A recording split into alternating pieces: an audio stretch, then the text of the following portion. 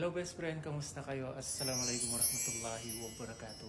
So ayun na nga, andito na naman tayo para ituloy-tuloy ang pamimigay ayuda sa Barangay Capelian. Natapos na nga tayo sa Purok 1, Purok 2, Purok 3. Ngayon po, Purok 4 naman po. So andito po ang mga taga Purok 4. Sabay-sabay nating panoorin sila best friend.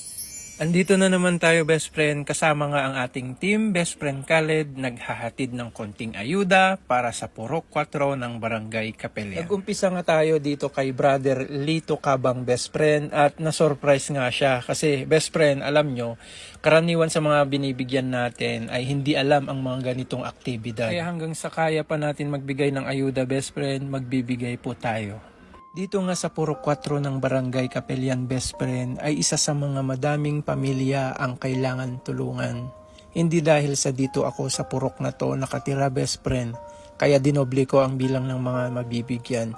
Kundi dahil sa alam naman natin sa purok na ito best friend ay isa din sa mga pamilyang walang kaya o salat sa buhay. Kaya naisip ko na baka pwede naman natin doblehin ang pamilyang mabibigyan. Isa din ang purok na ito best friend ang madaming populasyon ng barangay. Itong purok na to best friend ay sentro ito ng Barangay Capelian, Ilagan, Isabela. Sa mga di po nakakaalam sa akin at ngayon lang po napanood ang mga video ko, sa pamimigay ayuda tulad nito best friend ay kusang aktibidad po ang aming ginagawang pagtulong, bigay ayuda para sa barangay best friend. Kasi sa panahon ngayon best friend dito, kailangan po nila talaga ng ating tulong, lalo na't wala na pong hanap buhay ang ilan dito. Gustuhin ko man bigyan sila lahat dito sa aming barangay best friend ay hindi pa sapat para doon.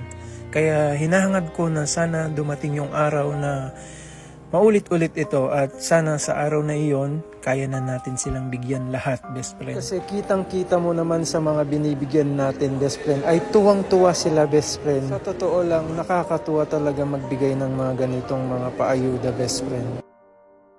Best friend, thank you.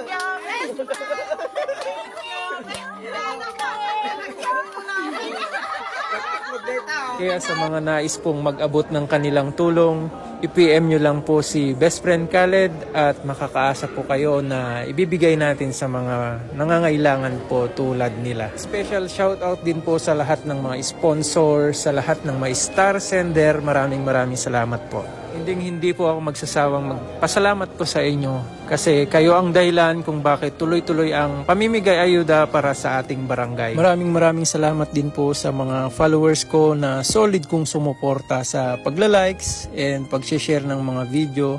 Kayo din po ang dahilan at may lakas ng loob si Best Friend gawin ang ganitong aktibidad para sa mga nangangailangan nating kapwang Pilipino. At pagpasensyahan nyo na ako Best Friend sa mga di po naabutan ng ayuda. Sana balang araw kaya ko na kayong bigyan lahat.